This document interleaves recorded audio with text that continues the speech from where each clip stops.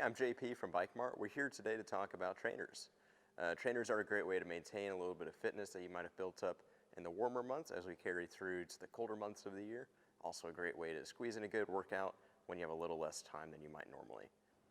We're going to give you a quick overview of all the trainers, but it's going to be a bit of a longer video, so we're going to have it segmented so it's a little easier for you to follow along.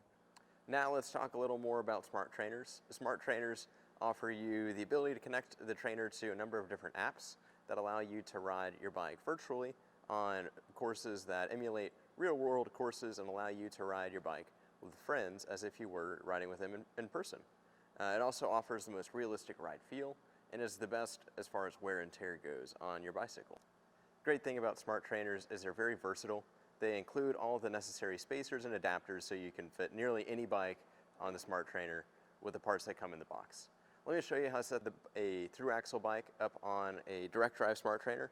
Then we'll also show you how to set up a quick release bike on a smart trainer. First thing you do is remove the rear wheel and install the necessary thru-axle adapters. And then you will line up the cassette just like you're putting on a wheel and slide the frame on to the trainer just like a wheel and install the axle.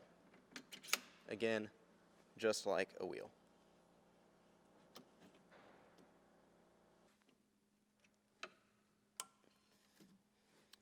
And once you've done that, make sure the chain is in line, start pedaling, and you're almost ready to ride. And now we'll show you how to connect a quick release road bike to a smart trainer. Same way as before, just take the rear wheel off like you normally would. Ensure that the proper axle adapters are installed and drop the bike on like you were installing a new wheel to it.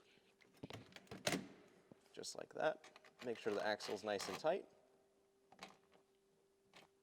There you go. Make sure your pedals turn. And you're ready to start setting up some apps. Now let's look at Zwift. Zwift is our favorite app around the store to get out and ride indoors and have a good ride while you're doing it. So now let's talk about how you connect the smart trainer to Zwift. Here is the pairing screen. Up here is the option for the power source. This could be a power meter as well as your smart trainer. If it is the smart trainer, it would be doing double duty as it would be taking the resistance setting from Zwift as well as putting out the power output that you're pedaling into it. Be a little more accurate if you had a power meter. And controllable, this is what the trainer would be. So you will always have the controllable set to Wahoo Kicker, whatever trainer you're using, that's what it will be. You can also use a cadence sensor, so you have a little more data while you're riding on the Zwift, as well as a heart rate monitor.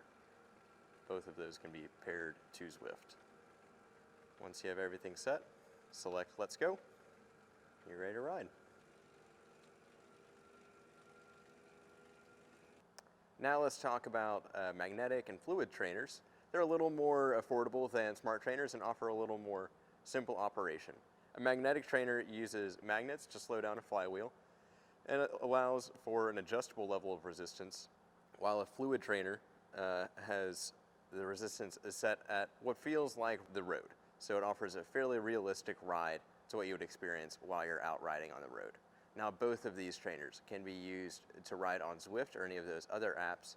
However, they're not going to be as accurate as a smart trainer and they do require a few more accessories in order to do that.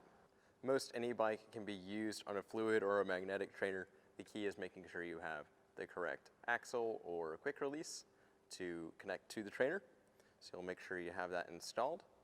Next step would be lining the trainer up on the outside of the bike, connecting to the axles. And once you've done that, you'll connect the flywheel to the tire. That is done with typically a dial behind the flywheel. You will spin that until it connects with the tire and has adequate pressure on the tire. Now, a lot of the newer fluid and magnetic trainers have a special dial that stops turning when it has the correct amount of pressure on the tire, but if it doesn't, what you need to make sure it does is that the tire does not slide or slip while it's pedaling up against that drum. Bike trainers are a great way to stay active and healthy on a tight time schedule or when the weather isn't quite ideal. We hope this video gave you some helpful information to get started with these bike trainers. If you have any more questions though, stop by bikemart.com or any of our 4 locations. We'd be happy to help you out and get you started. Thanks for viewing our video today. Please feel free to like and subscribe. Have a great day.